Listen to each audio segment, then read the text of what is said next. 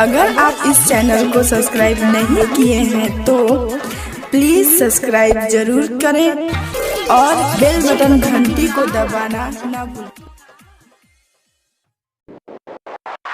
अखन अहाँ सब सुनि रहल छी मदनेसर स्थान मदना से दुल्हन म्यूजिक की शानदार प्रस्तुति प्रेजेंटेड बाय दुल्हन म्यूजिक। लोग हाही लेला तू लोग कहीं लेला, लोग हाही लेला तू लोग कहीं लेला, अब की हिले बैग गोरिया सच सच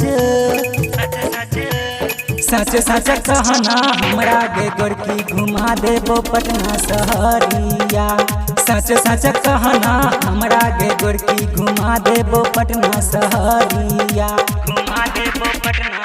लोग हाही लेला तू लोग कहीं लेला, लोग हाही लेला तू लोग कहीं लेला, अब की हिले बैग गोरिया सच सच सच सच कहना हमरा गे गोरकी घुमा देबो पटना शहरिया। सच सच कहना हमरा गे गोरकी घुमा देबो पटना शहरिया। सच सच कहना हमरा गे गोरकी घुमा देबो पटना शहरिया, घुमा देबो पटना शहरिया, घुमा देबो पटना शहरिया।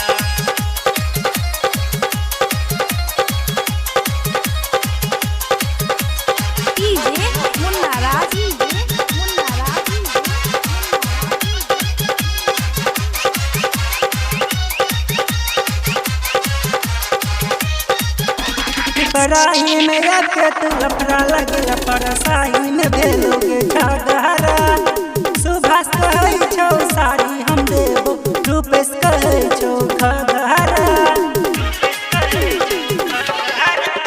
पराही में रखे तू लफड़ा लगे परसाही में भेलोगे झगड़ा। सुभाष कहै छौ साड़ी हम देबो, रूपेश कहै छौ घघरा।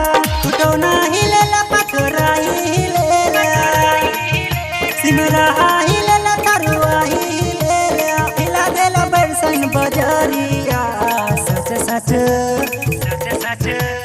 सच सच कहना हमरा गे गोरकी घुमा देबो दिल्ली शहरिया।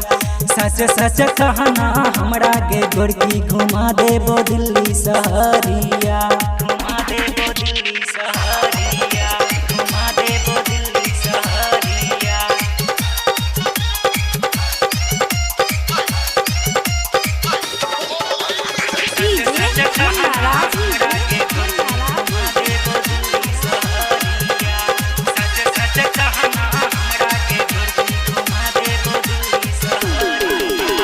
राइटर सुभाष कहै छौ तोरा कर नै गोरी आना गे। गायक रूपेश कहै छौ तोरा गाबै छी तोरे लगहना गे। राइटर सुभाष कहै छौ तोरा कर नै गोरी आना गे।